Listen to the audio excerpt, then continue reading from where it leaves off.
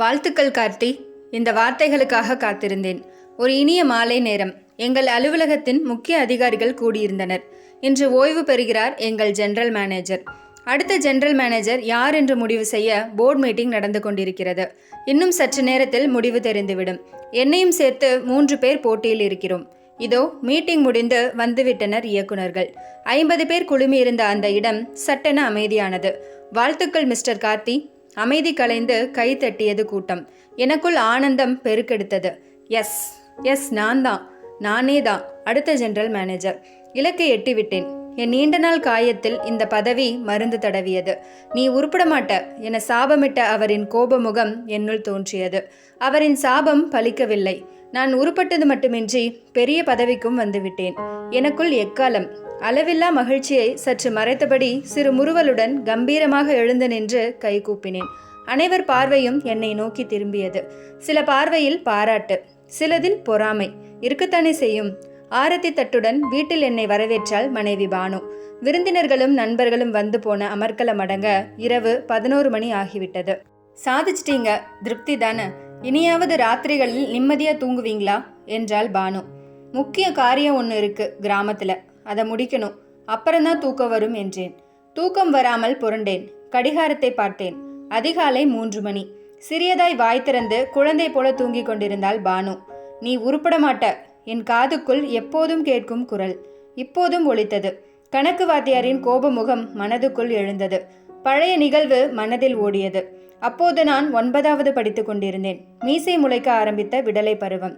13 முதல் 14 வயது என்பது தனக்கு எல்லாம் தெரியும் என்ற அறியாமை பருவம் அல்லவா? தேவையில்லாத ரோஷமும் அதன் விளைவாய் மூர்க்கமும் கொண்ட பருவம். சிலர் படிப்பிலும் இசையிலும் அல்லது வேறு ஏதோ கலையிலோ கவனம் செலுத்தி அந்த விடலை பருவத்தை வென்று விடுகின்றனர். என்னைப் போல பலர் புரியாத கர்வத்துடன் வீழ்ந்து விடுகின்றனர். எங்கள் வகுப்பில் மல்லிகா என்ற பெண்ணும் படித்தாள். அழகாயிருப்பாள். யோசித்து பார்த்தால் அந்த வயதில் எல்லா பெண்களுமே அழகுதான். பசங்க தான் அந்த வயதில் பாதி மீசை முளைத்தும் முளைக்காமலும் பருவேறு முகத்தில் வந்து பார்க்க சகிக்க மாட்டார்கள். ஏனோ அந்த பெண் மீது எனக்கு திடீர் காதல் வந்துவிட்டது. உசுப்பேற்றுவதற்கென்றே எல்லா வகுப்பிலும் எல்லா காலங்களிலும் கூட படிக்கும் நண்பர்கள் இருப்பரே, எனக்கும் இருந்தனர். என்னையும் தூண்டிவிட்டனர். காதல் கடிதம் எழுத முடிவு செய்தேன். இதற்கென்றே ஒருதலை ராகம் படத்தை 4 ஷோ தொடர்ந்து பார்த்தேன். எனக்குள் கவிதை பெருக்கெடுத்து ஓட ஆரம்பித்தது. மீசை முளைக்காத டி. ராஜேந்தர் ஆனேன். ஒரு பக்க அளவு கவிதை எழுதி 4 மூலையிலும் மஞ்சள் தடவி மல்லிகாவிடம் சமர்ப்பித்தேன். அதற்கு பிறகுதான் தெரிந்தது என்னை பிடித்தது கவிதை அல்ல, 7.5 என்று. நேரே சென்று அந்த காதல் மடலை கணக்கு ஆசிரியரிடம் சமர்ப்பித்து விட்டாள் மல்லிகா. ஒற்றன் மூலம் செய்தி வந்தது. வகுப்புக்குள் வந்தார் ஆசிரியர். அமைதியாய் எல்லாரையும் பார்த்தார். என்னை தவிர மற்ற எல்லாரையும் நீ படிச்சு என்னவாக விரும்புகிற என்று கேட்டார். மாணவர்கள் பதில் கூறினர். நேரம் ஆக ஆக எனக்குள் உதறல் கூடிக்கொண்டே போனது. நல்லது, நீங்கள் எல்லாரும் டாக்டர், வக்கீல், ஆசிரியர், இராணுவம்னு உங்கள் வருங்கால கனவை சொன்னீங்க. ஆனால் நம் வகுப்பிலே ஒரு மகாத்மா கணவர் பதவிக்கு ஆசைப்படுறார். அதுவும் இந்த சின்ன வயசுலேயே. அவர் யாருன்னு சொல்ல போகிறேன். எல்லாரும் பலமாக கைத்தட்டணும். சிவகார்த்திகேயன் எழுந்துரு. கணக்கு வாத்தியார் சொல்லவும் அவமானத்துடன் எழுந்து நின்றேன். வகுப்பே சிரித்தது.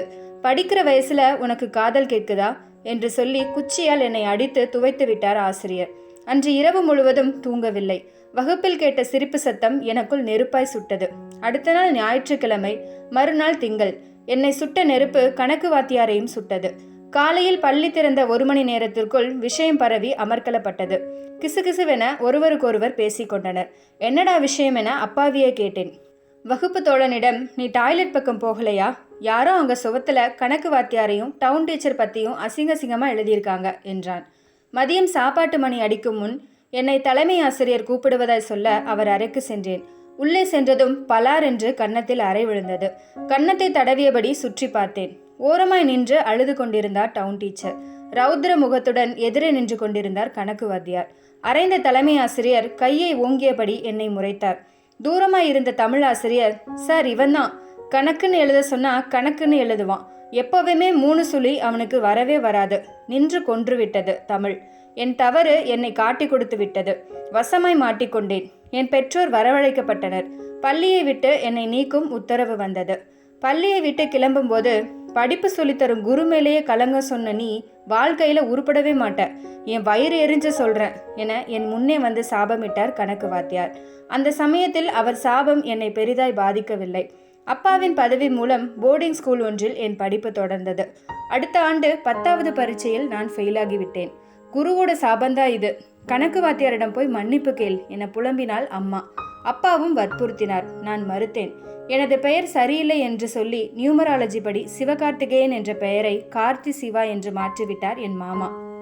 அது சுருங்கி நண்பர்கள் மற்றும் அலுவலகத்தில் கார்த்தி ஆகிவிட்டது. அப்பாவின் ஆதரவால் மீண்டும் அதே பள்ளியில் அதே வகுப்பில் சேர்ந்தேன். சுமாராகத்தான் படித்தேன். சில மாதங்கள் ஆன பிறகு திடீரென எனக்குள் ஒரு தீவிர எண்ணம் உருவானது. படித்து உருப்பட வேண்டும் என்ற வெறி தோன்றியது. அதன் மூலம் கணக்கு வாத்தியார் முகத்தில் கரி பூச வேண்டும் என்ற வெறி. அந்த வெறி இதோ இன்று ஜெனரல் மேனேஜர் என்ற பெரிய பதவி வரை என்னை அழைத்து வந்து விட்டது. ஊருக்கு சென்று கணக்கு வாத்தியாரை சந்தித்து என் வெற்றியால் அவர் முகத்தில் அறைய வேண்டும் என்ற நெடுநாளைய கனவு நிறைவேறப் போகிறது.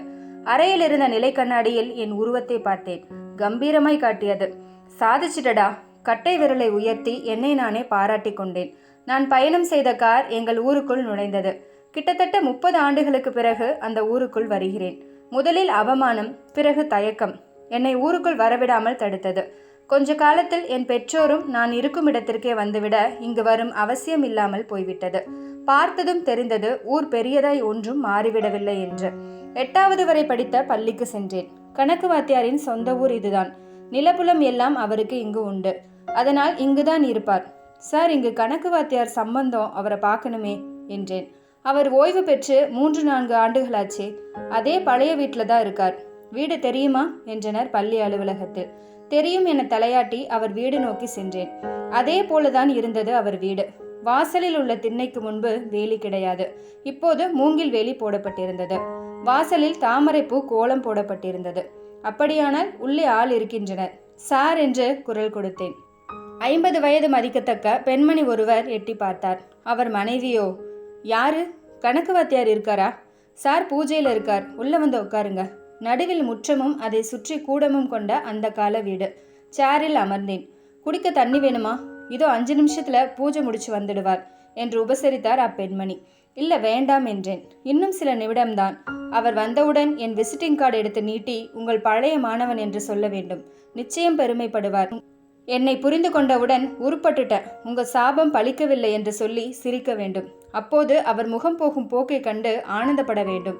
என் இத்தனை ஆண்டு தவம் நிறைவேறப் போகும் தருணம் இது. அதோ வந்துவிட்டார். வயதின் மூப்பு தெரிந்தாலும் முகத்தில் அடையாளம் மாறவில்லை. யார் நீங்க என்று கேட்டார். உங்க பழைய மாணவன் என்றேன். யாரு, சிவகார்த்திகேயனா என்று பரபரப்பாய் வினவினார். மறக்கவில்லையா? ஏன் அந்த மாணவன் மட்டும் என்ன ஸ்பெஷல் என்று கேட்டேன். அவர் தலை குனிந்தது. தப்பு பண்ணிட்டேன். ஒரு ஆசிரியர் பண்ணக்கூடாதத அந்த பையனுக்கு பண்ணிட்டேன் என்றார் நடுங்கும் குரலில். அவர் பார்வை சுவரை வெறித்தது. சின்ன வயசுல பசங்க கொஞ்சம் விடலத்தனமா தான் இருப்பாங்க. அந்த புரியாத வயசுல அவங்க தப்பு பண்றது சகஜம்தான். ஆனா ஒரு ஆசிரியரான நான் அவனை நல்ல விதமா திருத்துறதுக்கு பதிலா தண்டிச்சிட்டேன். உருப்பட மாட்டேன்னு சாபம் வேறு கொடுத்துட்டேன். என் கோபம் நியாயமானதுனாலும் ஒரு ஆசிரியரா நான் பண்ணது தவறுதான். வாத்தியார் ஐயா, உங்க சாபம் பழிச்சிடுச்சு. என் பையன் ஃபெயில் ஆயிட்டான்னு சொல்லி அவன் அம்மா அழுத போதுதான் நான் பாவின்னு உணர்ந்தேன்.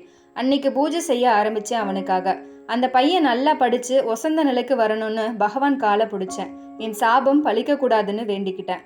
இன்னைக்கு வர என் பிரார்த்தனை அவனுக்காக மட்டும்தான். கலங்கிய குரலில் சொல்லி முடித்தவரை கண்ணில் நீர் வழிய பார்த்தேன். எனக்கு ஞாபகம் வந்தது.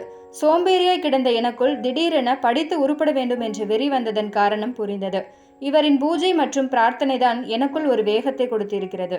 ஏன் இப்போது 3 பேர் ஜெனரல் மேனேஜர் பதவிக்கு போட்டியிட்ட போது கூட நாங்கள் மூவருமே ஒருவருக்கொருவர் சளைத்தவரில்லை என்ற நிலையில் எனக்கு அது கிடைத்தது கூட இவரின் பிரார்த்தனையால் தான் என்று விளங்கியது.